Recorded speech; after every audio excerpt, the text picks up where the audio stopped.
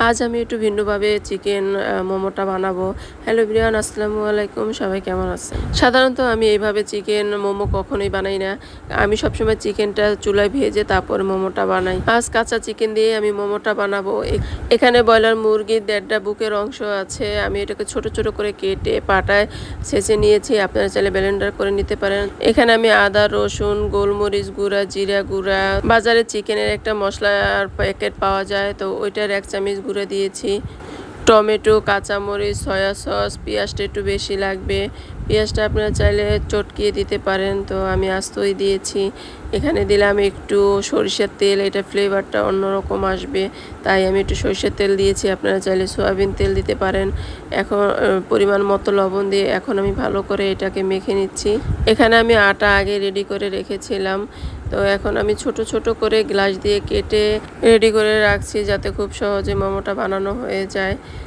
এখন আমি ৩ রকম ডিজাইনের মোমো বানাবো। এই দেখেন একটা, এখন আমি এভাবে লম্বা লম্বা করে ফুল দিয়ে পাতার ডিজাইন দিচ্ছি।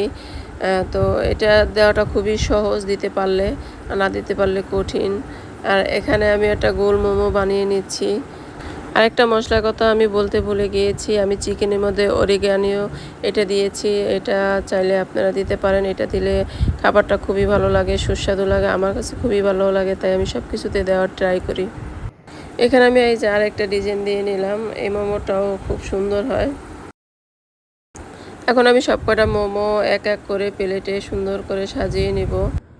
তুমি কেমন করে ডিজাইন করছো দেখি। কাঁচা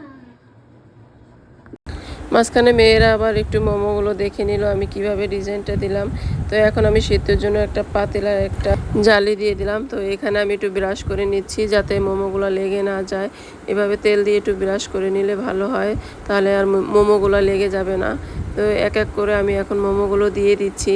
মোমোগুলো দেওয়ার পরে আমি মোমোর উপরে আরেকটু তেল দিয়ে দিচ্ছি, কারণ এটার উপরে আমি আরও কয়টা মোমো দিব এই জন্য, তাহলে ওই মোমোগুলো আর লেগে যাবে না।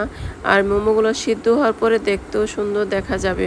তাই এটাকে আমি সিদ্ধ বসানোর পরে সাউদা বলতেছে সে মোমো বানাবে, তো আমিও বললাম ঠিক আছে বানাও। আর আমি যে কোনো কাজ করলে ও খুবই আগ্রহ করে সেই কাজগুলো করে, তো আমিও ওকে নিষেধ করি না, যাতে এই কাজগুলো শেখা হয়ে যায়। এই বয়সে এইগুলো পারে, এটাই তো আলহামদুলিল্লাহ। এখানে আমার মোমোগুলো সিদ্ধ হয়ে গেলে এই মোমোগুলো উঠিয়ে আমি আগে সাউদা সাফিয়াকে দিব, কারণ সাউদার জন্য এটা বানানো, পাগল হয়ে গেছে খাওয়ার জন্য। কখন খাবে এই ফাঁকে আমি একটু ভিডিওর জন্য আমি আগে একটা খেয়ে নিচ্ছি কেমন হলো মোমোটা।